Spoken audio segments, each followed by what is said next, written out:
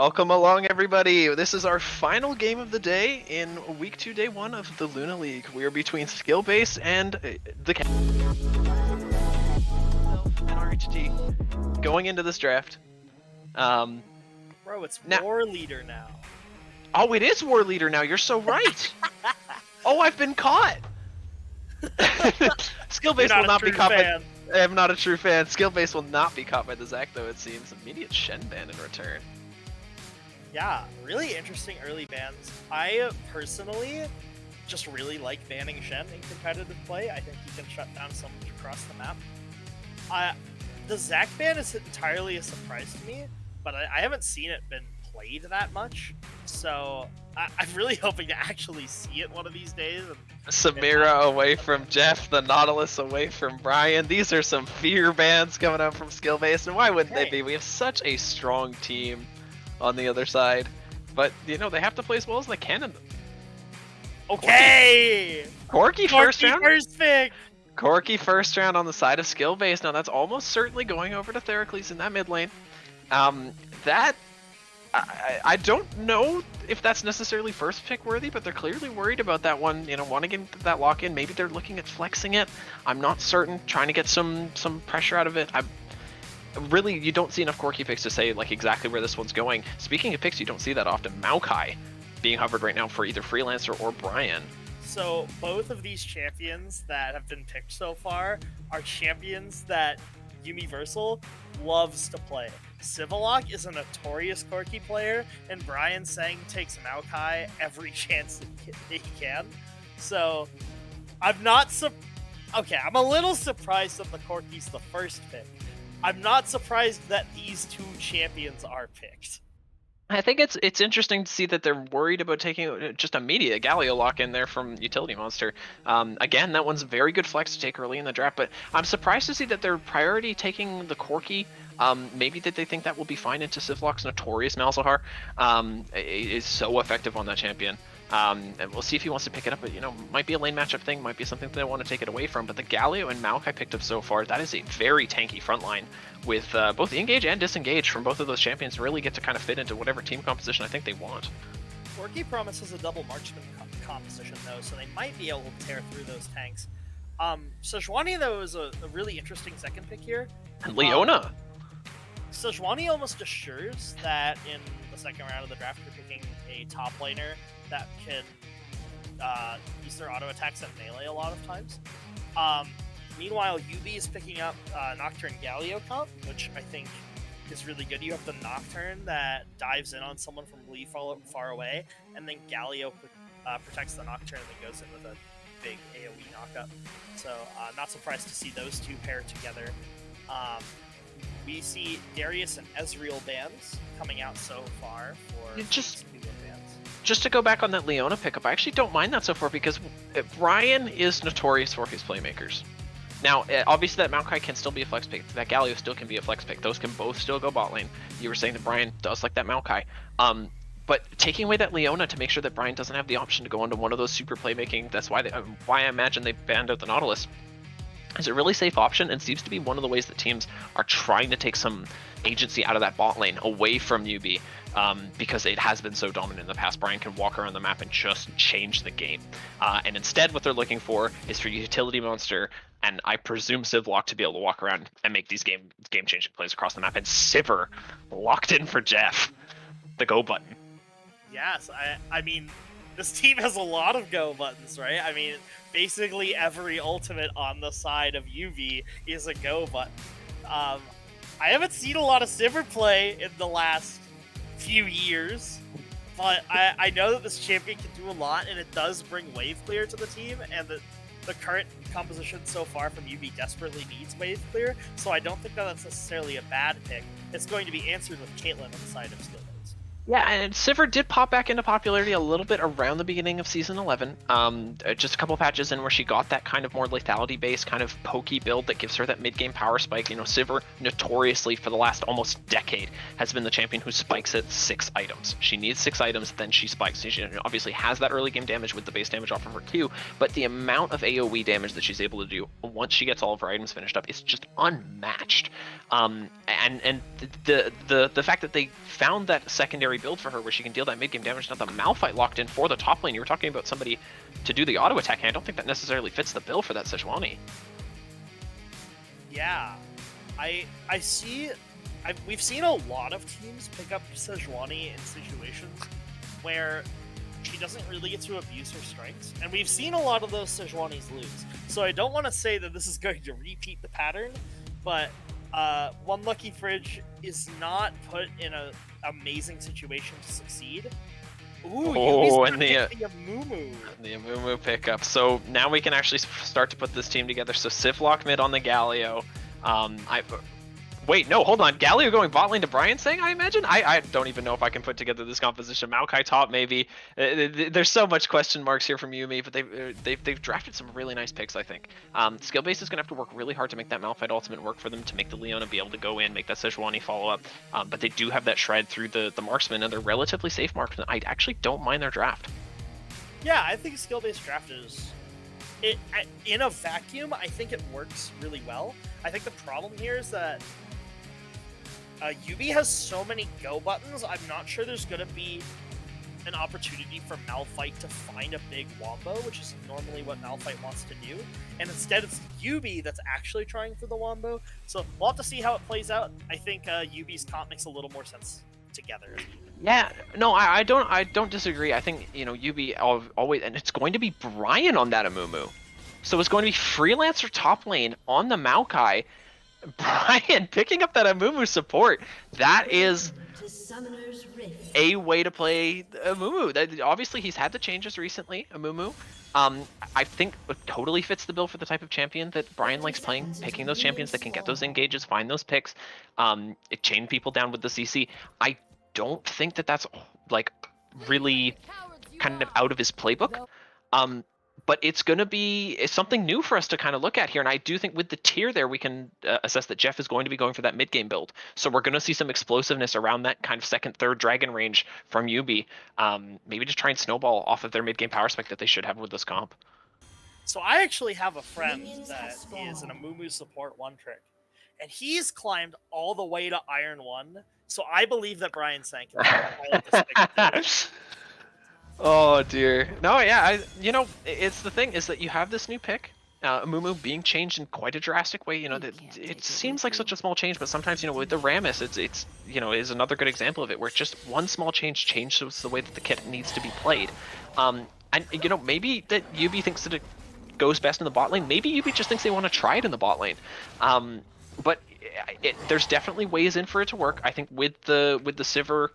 Being able to give some movement speed to get the whole team in there with the engage that they're already going to have through Nocturne Galio, it's not going to hurt them too badly, I don't think. I think it could be a little bit weak in lane, but outside of that, it could be really dangerous. Yeah. And Sivir should be able to neutralize a lot of the laning phase between her innate wave clear and her spell shielding ability to stop Leona from engaging on top of Sivir too much. So hopefully Amumu doesn't have to do anything in lane, but knowing how Brian Sang likes to play, I would not be surprised if Amumu does a lot in bot lane anyway. Yeah, I'm not sure that have to was ever what they were worried about. Good spell shield from Jeff, but now the Ignite comes down, heal already burnt. Brian just trying to keep the bot lane of skill-based off, but Brian already being taken very low, and that's kind of what you expect. You know, Sivir obviously able to neutralize through that wave clear, through that early game base damage, but she needs a couple points in Q before that starts to be relevant.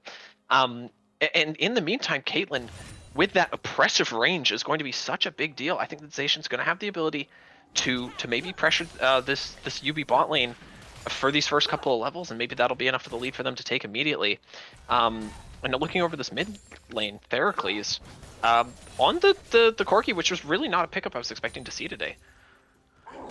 Yeah, normally no one in this league plays Corki except for Civillock occasionally. Oh, hold on, engage in the bot lane. Now Brian trying to find that immediate didn't engage onto Kevin. They do have that Ignite available. Looks like he is going to get the kill. Losing a little bit of connection right now through Discord. I hear Maokai grunts. Okay. Yes, so, okay, yeah, we do see the kill come down their bot lane. And the re-engage from Brian saying onto Zacian. Getting a lot of damage down. The Dark Harvest is going to proc, but it's probably just going to walk away. We do see the Sejuani walking down from Fridge. But yeah, no, it looks like that kill was able to pick up. Sorry that we lost our connection. But yeah, no, I think that there's the pressure that they're going to have. I think Jeff obviously taking that Dark Harvest, that Sivir's going to do a lot more damage early game than we really expect from maybe the last 6 years we've seen of Sivir experience. She really plays differently with this build. And that's like a really good example of it, that all-in that she can do with the Amumu now. Normally there's a kind of a hole in these early levels, this level 3, this level 4 for Sivir. Normally she takes till maybe level 7 or so to really start to get that damage down. But yeah, nothing doing right now. Speaking of which, Theracles caught in the mid lane, no cleanse available. Look at Utility Monster flashing ahead of him now, starting to take up the turret. Now, is Utility Monster going to get away? No, I think that tower shot, no, it does just hit Civlock, and they both get out there on under 200 HP. Great dive.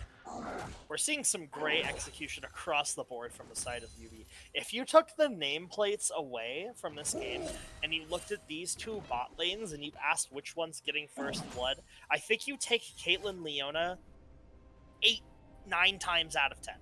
Yeah. But this is the exception. Both Jeff God Gamer and Brian Sang are really good at their individual positions, and they're even better as a team. And we're seeing that executed even on really unconventional picks that aren't good in the early game. But Sejuani is looking to make a play to that on the bot side. The flash is still available for both of these bot laners on the side of YUBI. There's the flash away from Brian Sang, and I think that's all they're going to get from is just the burn flash. Now that does take some engage away from Moo, does take some safety away. We might see a repeat gank a little bit later in the game. But it is, it is not something to scoff at. That is something taken away from Mumu, and Mumu does feel kind of isolated from movement without that. Obviously has the in, but no out, and I think Fridge might want to try and abuse that. Yeah, Fridge wants to go back here, but will YUBI step into it? Onto Jeff, another flash burned, and I think that's just going to be 2 flashes successfully burned. Now, how many camps is Fridge going to be down as a result? Obviously, that Nocturne clears so fast. Yeah, Nocturne clears so fast, so going into that, Unlucky Fridge was down maybe a camp, and now Lucky Fridge is down, I believe, 2 camps. So it's not that costly. I think it's mostly costly in terms of where you are on the map, because One Lucky Fridge went bot side before they can reasonably get to Dragon. Now YUBI should have priority over that objective because Nocturne has already completely cleared his top side camps and can look to reset and immediately get control over the Dragon, while Sejuani is about 45 seconds behind Nocturne in terms of. Yeah, and also, like, Nocturne wants to be rushing at level 6 right now. Nocturne has the level lead right now. And it is going to start to add up, especially like you were saying, around this early dragon fight. If there is 6 available, we see 6 available in the mid lane right now. The 6 is going to be soon available in the jungle. I think maybe after this crab, the utility monster's been on it for a little while, been on 5 for a little while now. It might be coming up soon. But yeah, there it is. The ultimate available. It is important. I think it looks like they might go for a dive top lane. There it is. Going for the flash immediately there from Freelancer. Great dive executed by this YUBI top lane. And just this is what we expect to see from YUBI. This is this level of agency. Now, I say that there's the engage from bot lane. Brian Sang getting on top of that Caitlyn. Both those bandage shots is used, but it's gonna go down. Not getting the killinization. Yes, Jeff God Gaver does finally get it with the boomerang. And is going to just take Kevin, walk him away, and that is worth it overall because now Sivir's going to get this solo XP, get that gold, and just push that lead a little bit further. Yeah, we're seeing across the board just great execution from YUBI across the board, everywhere, every lane, every player. Clearly, just great execution, no trolling here.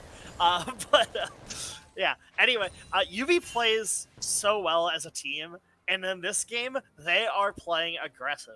They are shoving their champion's influence down the throats of Skillbase. And it's really hard to see what Skillbase can really do about it in the early game. like I said earlier, One Lucky Fridge is not set up in a great position to succeed, but maybe a roam from Leona can No swing flash by. on Civlock right now. It doesn't look like it's going to happen. I think Brian has maybe found that Leona is the engage on the top lane. This top lane taking me right back to Season 5. Just a pair That's of tanks. the top lane I like. Yeah, it's just a pair of top laners swinging some wet noodles at each other, just trying to scale up, become those tanky late game options. And you know, the Maokai and the Malphite, I think between the two of them, I think I'm more worried about Malphite being able to, you know, kind of deal with whatever is thrown at his table and still be able to press R. I don't think Maokai, obviously with that single target CC, is going to be available in the later stages of the game, but Malphite ulti is just, when you think ultimate in late game team fights, you think Malphite. Right, that's true. Unfortunately, that late game teamfight ability doesn't help you if you don't get to move, which is what we saw earlier. So in these early stages of the game, I would imagine that I guess neither of these top laners are really favored, but Malphite's the one that's significantly more at risk, and we're seeing a bit of skirmishing and positioning around the dragon here. Yeah, no, now it looked like that they were going to try, skill base was going to look and try and get a dive on the bot lane. Instead, it looks like they're just going to be starting up this dragon. I like the fact that they were looking for that. A lot of teams are kind of worried about going for dives at this level, and just not necessarily feeling confidence. But there's a lot of confidence coming out right now from YUBI to get on top of this dragon. There's the smite down from Utility Monster. Damage down, there's already 2 kills from the side of YUBI. There's a third. Theracles, the only survivor, burning that flash to try and get away. The TP was very good, and of course it wasn't available on that Malphite because that top lane dive earlier. Brian saying, getting on top of Theracles, is he going to be able to cry his tears? No. Barely going to survive there, Theracles. And that fight was just so, like you said, go button. YUBI was in, YUBI did all of their damage, YUBI picks up, what, 3 kills? And walks away with Dragon. See, when you're YUBI's composition, and you see 3 or 4 members of the enemy team go into a small space in a choke point, it's beautiful. You just press all of your R buttons and there's no way it can go wrong. I think it was really well played by YUBI to let skill-based take that initial control over the objective, because ultimately your composition wants to be the one going forward, and you want to be the one getting on top of the enemy. So if the enemy is where you want to be, great, that makes it easier for you to go there. And that's what we saw. We saw a bunch of layered ultimates on top of each other, being just really big in this team fight scenario. Everybody pressed their R button and everybody else died. I think it's important to note how far back that play goes for setup. That play really, in my mind, starts with the dive top lane, because that takes the TP away from Malphite, that takes Malphite out of this fight. Now you feel comfortable as YUBI to go in for that big engage, knowing it's going to be in your favor because you have Maokai coming down with that TP. And like we were saying, Malphite ulti is really important in team fights. But if Malphite's not a team fight, you don't have to worry too much about it. And I think that's exactly what YUBI was doing with that initial top lane dive, burning that TP, getting the kill onto their Maokai, and then the dragon just feels so much more comfortable. Comfortable though, bot lane, not in that position right now. Brian saying extremely getting jumped down, locked down for so long. The ulti gonna come down from the Caitlyn, blocked by Jeff God Gamer, and that's so much CC, so many abilities, so many cooldowns burnt, and Brian walks out. Yeah, so it would have been really interesting if we saw that play 2 minutes ago, right? Because we saw One Lucky Fridge spend a lot of time down in the bot lane, getting rid of the flash of both of YUBI's bot laners. But unfortunately, this gank comes in too late to abuse that early pressure. And as a result, Ryan can just flash again. Yeah, has that cooldown available. And I think there's a big part of it that comes down to Leona now has 6, so that gank actually can go a little bit better. It's obviously way easier if you're a jungler to gank the lane that has that hard CC available, gets that engage for you, gets on top, and they do chain it all. Maybe not perfectly, because they have between them probably close to 4 or 5 seconds with the Caitlyn trap if you want to layer them all that perfectly of CC, and I don't think they layered it that well. But like you say, the flash is just available for Brian. Brian just gets to walk out because this play comes well afterwards. And here's the play onto the Caitlyn. Very deep dive from Utility Monster. Jeff to follow up, gets the kill, and now Fridge in a 2v4 situation. There's the TP coming down from, I believe, Theracles. Fridge going so low, but so is Utility Monster. There's the Galio ulti, but down on top of Kevin. Rampage for Utility Monster. There's the dive underneath for Civlock. Brian saying the one taking up the turret right now. And there's the Rift Herald. Just, even that was not their play. That was not YUBI's play, and look at how well they react. Look at the execution. Here comes the Rift Herald to give these plates over. That was a slaughter of a fight.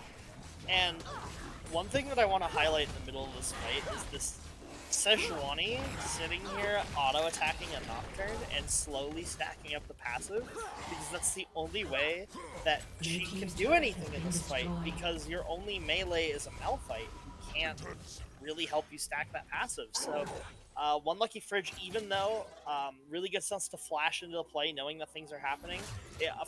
From our perspective, it's important to note that on the side of skill base, the lights are out, so you can't see, and I think it was a really heads-up play by one lucky Fridge to be there. But unfortunately, still not able to really accomplish much in the fight, because I think this pick isn't really set up to succeed.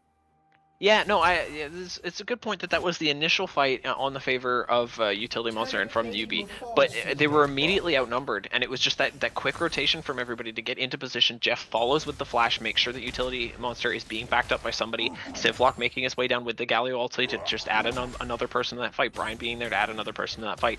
And they dive the tower very, very carefully. They make sure that the tanking is not going too hard on anybody. We've seen that very consistently. That's something we see from high-level teams. Something that they're able to do is just basically ignore turrets, use their health bars to their fullest, make sure that you can get all that damage down onto the right people, and make sure that that turret's basically nullified. And you pick up so many kills as a result. And we look at the scoreboard right now. It's 1-11. And that has almost exclusively come off of the one good dragon fight and all turret dives. There's the ulti burned. And now they're re-engaged down onto the bot lane now. Kevin maybe getting caught out without that ulti. The Prowler's Claw, I believe, to get back on top of Zacian, and immediately goes down. Kevin also getting picked, and this is as Dragon spawns. Yeah, so Kevin, it's an unfortunate Leonel. It happens. We get it.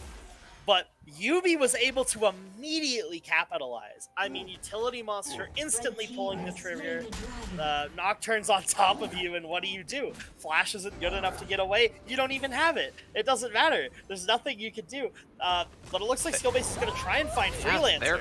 Theracles just standing outside of the pink ward rage, and I don't know if Freelancer can walk through that turret safely. No, throwing the rocket there. Theracles trying to read the flash. He doesn't get either of them. There's the Malphite ulti from Turbo in.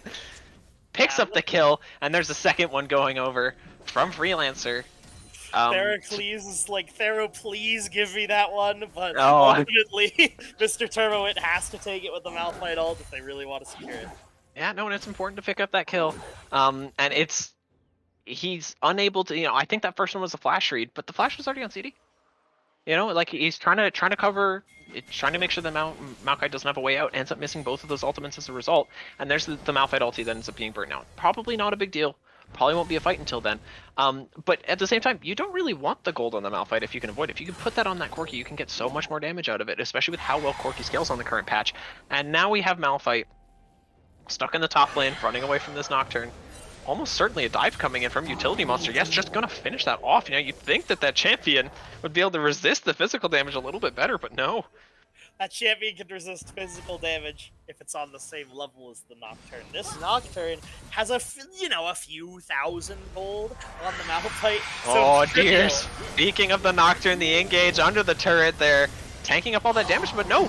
Getting shut down for so long there. Utility Monster just gives a kill over to Kevin, and now Sivlock looks like he's in a lot of trouble. Fridge trying to get the damage down. He's so low, ticking from red buff. He is slowed. Will Sivlock be able to run away with this Cloud Rift? Yes, he will. That was so close. But I think that was down to just the amount of CC that Skillbase has drafted, and now it looks like Jeff was trying to run in and get the catch there, but I don't think it's going to happen. Brian walking into lane here, but no. And that's just another, that one was maybe a preemptive play, maybe a bit too aggressive from YUBI.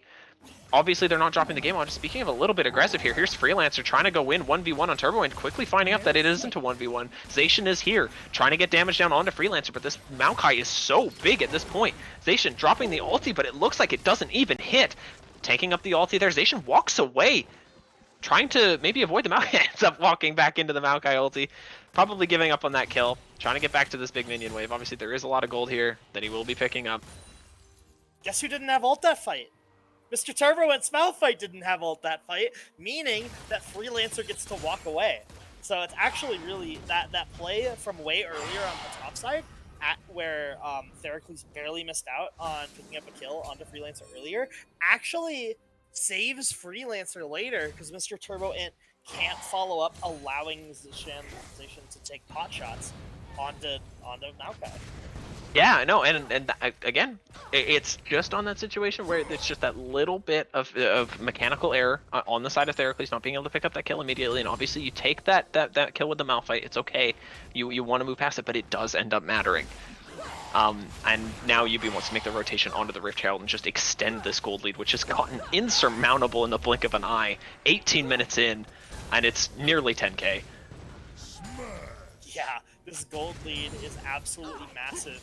We've seen YUBI just completely take over the game at every opportunity skill-based wants to be, really anywhere. YUBI is there with greater numbers, with greater ability, and with greater money in their pockets, able to capitalize, and it's led to this game state. So it is 5v4 at the moment. We're almost certainly going to see some sort of skirmish. No, as the Rift Herald does end up going down. Okay, I was expecting to see a skirmish around the following tower. But now this is golden XP being shared across a lot of members of skill base. Now, right now, the Maokai picking up XP in the side lane, picking up gold in the side lane. That isn't being shared. CS priority, of course, being over to Jeff and Civlock right now.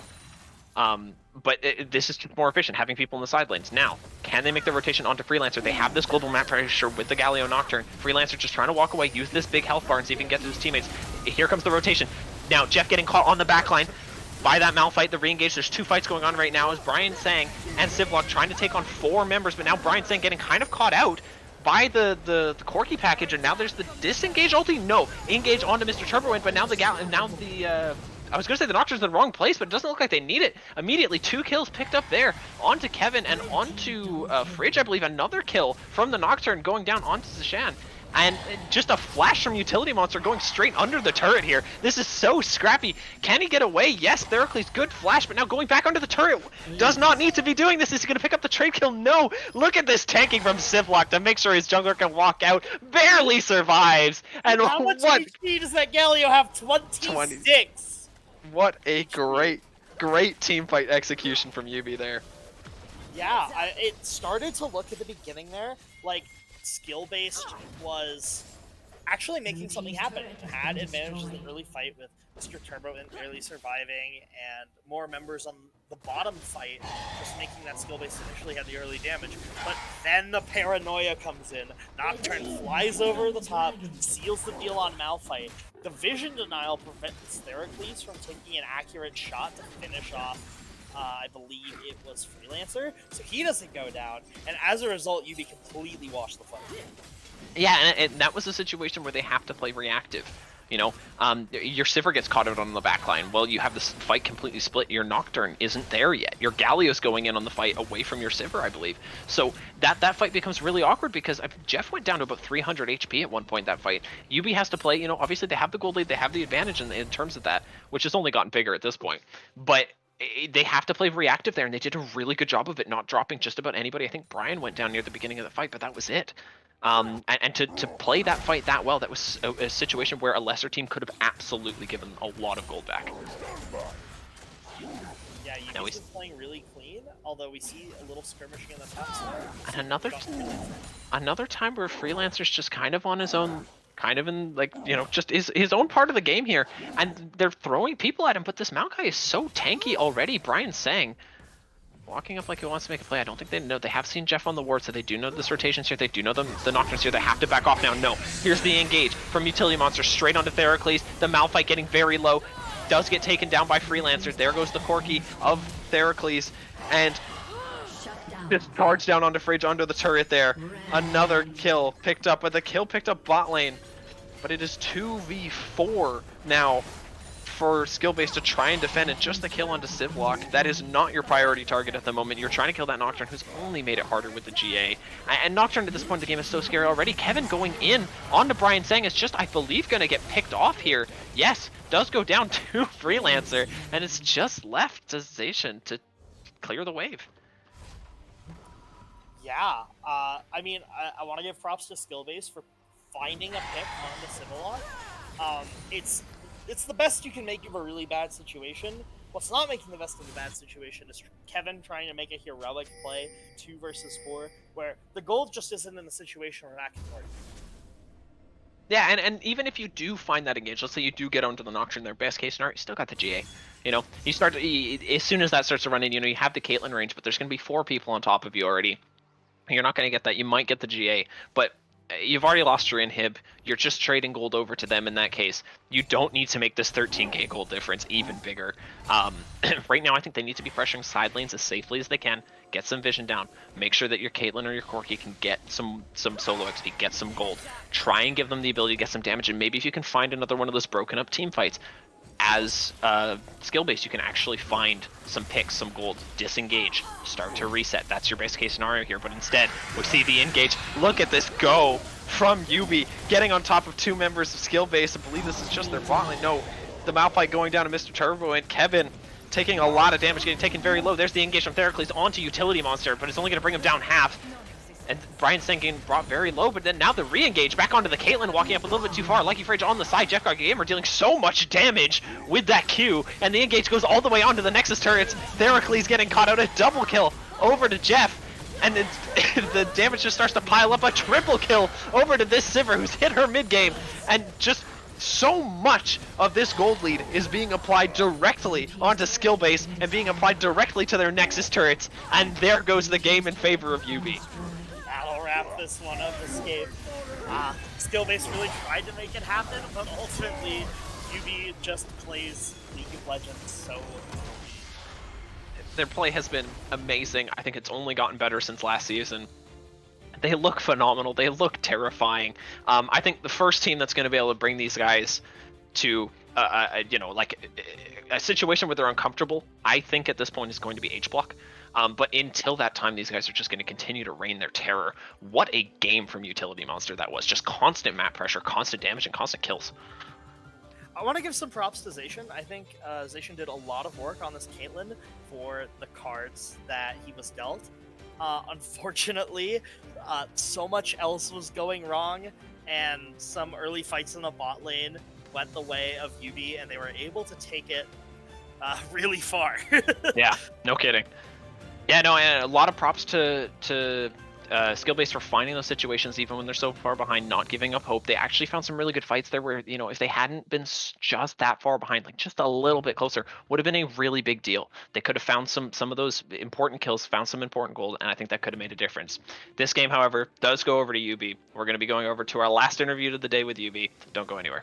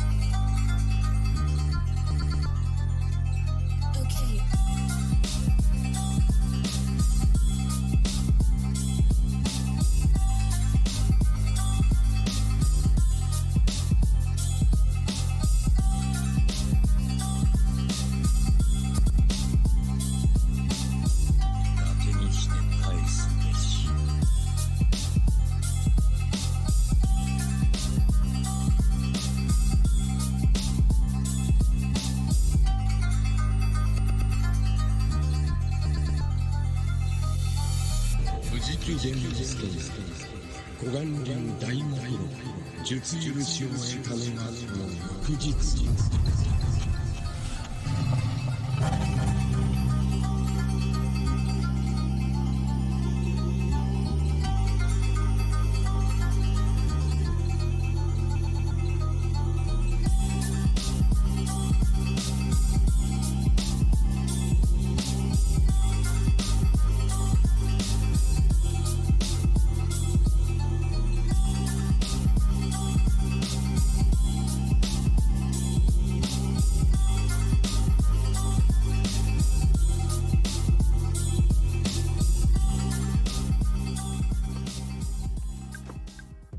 Hello everyone, Chris Edgeworth here for our final interview today. I'm joined by Utility Monster from Universal Basic Income. How are you feeling with the 3-0 scoreline after today? Feeling fantastic, definitely glad to be undefeated. We're trying to go 7-0 so that Jeff has to wear his Catboy outfit that he keeps talking about. So we're almost halfway there. Right on. We're all pulling for you folks, honestly, here at the staff. We really enjoy the idea of humiliating him in that way. Although I don't know if it's humiliation if he enjoys it. I know his girlfriend enjoys it. I think he's okay with it. Let's talk about today's draft. You folks pulled a sneaky on us. The Brian Sang Maokai ended up in Freelancer's hands, and he was piloting the support mummy. So yeah, support a Mumu. What were the thoughts on what you folks were pulling out? What you're up against? Well, last season we played Flex Maokai as a top war support flex quite a bit, and so we thought we'd whip that out again this game. We actually wanted to put it support. I think Brian's Maokai is really good. It doesn't do anything flashy, but he's just such a good fundamentals player that giving him a good fundamentals champion lets you win a lot of games, even if he hates it. But when they picked Malphite into the Maokai that was open, that's just such a terrible lane matchup for Malphite. So we flexed it top, and Brian has been enjoying the support Amumu, and we think it's a strong tank, a strong engaged tank for him to play in the bot lane. So we let him have it, and it looks pretty cool. Right on. Well, talk to me about your own play. It seemed like your ultimate was basically pressed on cooldown and to affect this game. What was it like popping off in this game as Nocturne? Pretty fun. It's always fun to get lots of kills and gold. I was mostly focusing on trying to get my CS number as high as possible while still contributing. It's really fun to have the most farm in the team as a jungler. It doesn't happen very often, so I was proud of that more than my other scoreline. But I'm very comfortable on Nocturne. It's something that I've played a lot in solo queue, and it banned a lot against me, so I was glad I got to whip it out, and especially with the Galio, such a incredible long range engage combo to be able to pull off. So glad that we got those champions, but surprised that we were allowed to play sort of everything that we played all of last season when we won. So yeah, I mean, honestly, 24 minutes, Jeff should be having like what, the 300, 350 CS or something. Like, come on, man, you're Sever. You really gotta get those numbers up, those rookie numbers. Let's talk about your matchup tomorrow. We were joined by Idris earlier from HBK. You folks will be matching up tomorrow. We're 3 match days in. How are you feeling about this matchup tomorrow against HBK? And how are you feeling about your competition around the league? We're really excited to play H-Block tomorrow. I think that they are the second strongest team in the league, and so we're going to look to prove that is in fact true. But no, they've looked really strong in their games. Their one loss was a forfeit, so counts for the standings, but not necessarily an indictment of their gameplay. And if you look at the KDA leaderboards for the Luna League, so they're up there trying to catch Jeff at the #1 spot. So we're definitely going to try and save the Jeff's KDA and see if we can keep on that leaderboard. But yeah, no, definitely excited to play them. The rest of the league, I think that we are a few steps ahead. So hoping that people sort of work out new rosters and work out the meta and can challenge us a little bit more in the second half. But for now, I definitely think H-Block is our main competition in the league. And tomorrow should be a fun match. All right. Well, Utility Monster, thanks so much for this interview. Before we step away for the evening, your opportunity for any final thoughts, any shout-outs, any banter you want to leave us with. Yeah, we're gonna come for Floral specifically in H block tomorrow. You know, guy hasn't died yet, so see if we can see if we can add some deaths and keep Jeff #1 KD leaderboard. All right, it's battle of the bot lanes. Let's see if it can be that classic bot lane hell where you're just getting dove under your turret at 5 minutes or whenever you want to crash the wave, and we'll see how it goes for you both. It'll be an exciting matchup, especially to see the clash of these near unkillable titans in the bot lane. Thanks so much again, Utility Monster, for this interview. Folks, that's going to do it for us for tonight's broadcast. We will be back tomorrow with our second day this week of Luna for week 2. So please join us again tomorrow. 4:30 Pacific Standard Time is when we're kicking off the games. So that's it for us. This is Chris Edgeworth from Friend or Foe. Thanks everyone for joining us, and good night.